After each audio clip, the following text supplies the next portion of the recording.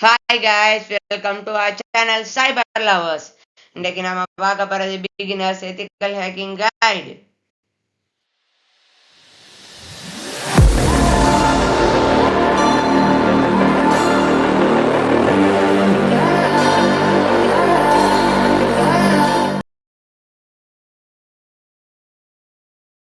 இன்னைக்கு நாம ethical hacking பத்தி பார்க்கும்போது அதுல ஒரு இம்பார்ட்டன்டான விஷயம் ethical hacking என்ற இல்லீகல் இல்லை, அது ஒரு லீகலான விஷயம்.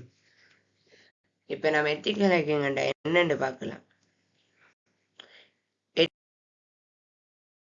ethical hacking என்ற ஒரு சிஸ்டத்தை செக்யூர் பண்றதுக்கு பேர் தான் ethical hacking. ஹேக்கர்ஸ் எப்பவுமே, அதாவது எத்திக்கல் ஹேக்கர்ஸ் எப்பவுமே ஒரு சிஸ்டத்தை செக்யூர் பண்ண மட்டும்தான் ட்ரை பண்ணுவாங்க. அவங்க சில டைம்ஸ்ல அட்டாக்கர் மாதிரி இது செஞ்சாலும் அவங்க அந்த வல்னரபிலிட்டியை ஃபிக்ஸ் பண்ணுவாங்க அடுத்த கட்டமா. அதனால அவங்க எத்திக்கல் ஹேக்கர்ஸ் சொல்றேன்.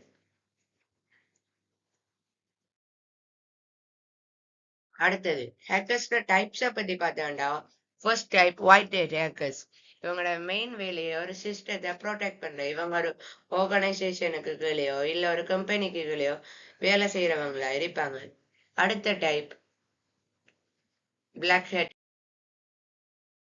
ஹேக்கர்ஸ். இவங்களோட மெயின் வேலை இன்டர்நெட் வேர்ல்டுல அனானிமஸா இருந்து நம்மளோட டேட்டாவை ஸ்டீல் பண்றதா இருக்கு. இவங்க மணிக்காக தான் மெயினா ஸ்டீல் பண்ணுவாங்க நம்மளோட டேட்டாவை.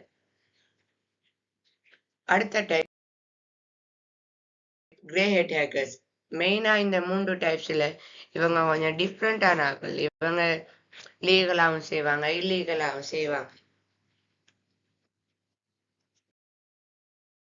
அடுத்தது இப்ப நம்ம ஹேக்கிங்ல மெயினான விஷயமே ஒயிட் ஹெட் ஹேக்கரா இருந்தாலும் சரி, ஒரு பிளாக் ஹெட் ஹேக்கரா இருந்தாலும் சரி, இல்ல ஒரு கிரே ஹெட் ஹேக்கரா இருந்தாலும் சரி, அவங்க ஒரு வீக்னஸை தான் ஃபைண்ட் பண்ண ட்ரை பண்ணுவாங்க. ஒரு வீக்னஸ் இருக்கணும் அந்த சிஸ்டத்துல, அதுல ஏதாவது ஒரு வல்னரபிலிட்டி இருக்கு.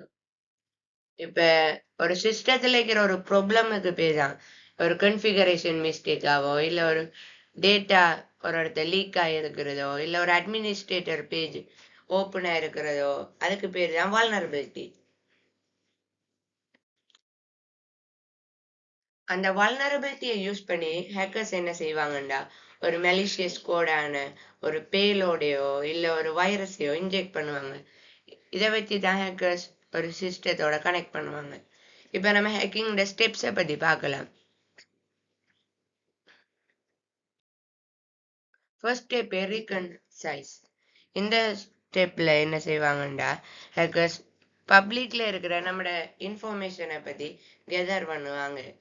பப்ளிக்ல இப்ப டார்கெட்டை பத்தி என்னென்ன இன்ஃபர்மேஷன் இருக்குன்றத கெதர் பண்ணி அதை வச்சு அந்த சில நேரம் பப்ளிக்லயே அந்த கம்பெனியை பத்தியோ இல்ல அந்த டார்கெட்டை பத்தியோ சென்சிட்டிவான இன்ஃபர்மேஷன் இருக்கலாம். அதெல்லாம் ஹேக்கர்ஸுக்கு ஹைலி யூஸ்ஃபுல்லான ஒரு டாபிக். அடுத்தது ஸ்கேனிங். ஸ்கேனிங்டா அந்த கம்பெனியோட நெட்வொர்க்கோ இல்ல அதில் வெப்பேஜையோ ஸ்கேன் பண்றதன் மூலயமா லைக் ஓப்பன் போர்ட்ஸ் அப்படியான இம்பார்ட்டண்டான இன்ஃபர்மேஷனை கேதர் பண்ணுவாங்க. இதுவும் ஒரு இன்ஃபர்மேஷன் கேதரிங் ஒரு லாஸ்ட் ஸ்டெப் சொல்லலாம். அடுத்தது பிரேக்கிங் டவுன் பேரியர்ஸ், அதாவது கெய்னிங் ஆக்சஸ். அவங்க அந்த சிஸ்டத்துக்குள்ள என்டர் ஆகுறது இந்த ஸ்டெப்பு. இப்போ ஒரு சிஸ்டத்துக்குள்ள என்டர் ஆகி அதில் கண்ட்ரோல் எடுக்காம ஒரு சிஸ்டத்தை ஃபிக்ஸ் பண்றதோ இல்ல அதை எக்ஸ்ப்ளாய்ட் பண்றதோ டிஃபிகல்ட்.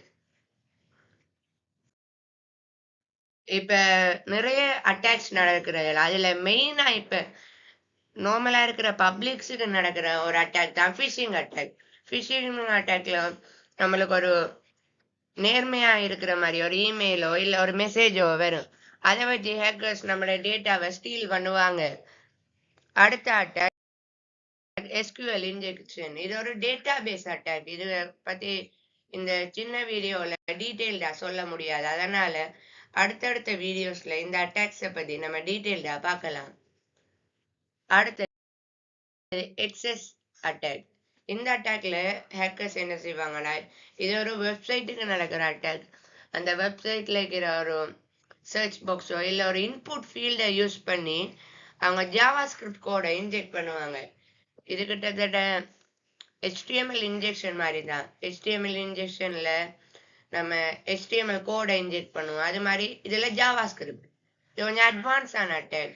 இதுல நிறைய டைப்ஸ் எல்லாம் இருக்கிறதுனால இதை பத்தி டீட்டெயில்டா பிறகு அடுத்தடுத்த வீடியோல பார்க்கலாம். அடுத்தது நம்ம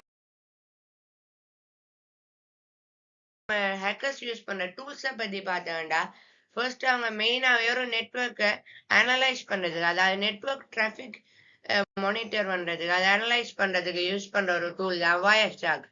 அடுத்தது நெட்வொர்க் ஸ்கேனிங், அது இம்பார்ட்டன்ட், அதுக்கு யூஸ் பண்ற டூல் தான் Nmap. இந்த Nmap வச்சு ஒரு சிஸ்டத்தை ஸ்கேனிங்குக்கு யூஸ் பண்ணுவாங்க.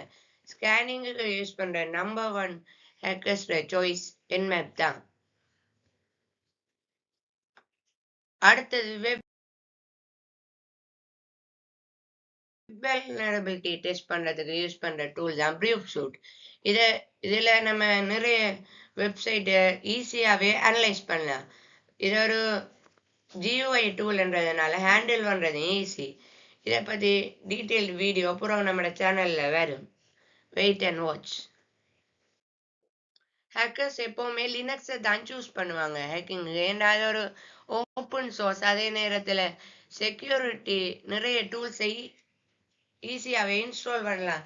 சில லினக்ஸ் வெர்ஷன்ஸ்ல இன்பில்டாவே நிறைய செக்யூரிட்டி டூல்ஸ் எல்லாம் வரும். ஹேக்கர்ஸ்ல நம்பர் 1 சாய்ஸா இப்ப வரைக்கும் இருக்கிற லினக்ஸ் காலி லினக்ஸ் மட்டும்தான். இது ஓப்பன் சோர்ஸ் லினக்ஸா இருக்கிற அதே டைம்ல இதுல எல்லா டூல்ஸுமே இன்பில்டாவே இன்ஸ்டால் ஆயிருக்கு.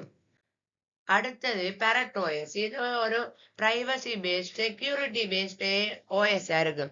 இது ஹேக்கர்ஸ் செக்யூரிட்டி பேஸ்ட் ஆபரேஷன் செய்யறவளை யூஸ் பண்ற ஒரு OS.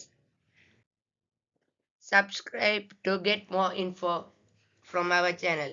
இந்த வீடியோ இதோட முடியுது. அதனால ப்ளீஸ் இன்னும் நிறைய வீடியோஸ் நம்ம சேனல்ல வரப்போகுது. அதனால சப்ஸ்கிரைப் பண்ணுங்க, லைக் பண்ணுங்க, ஷேர் பண்ணுங்க.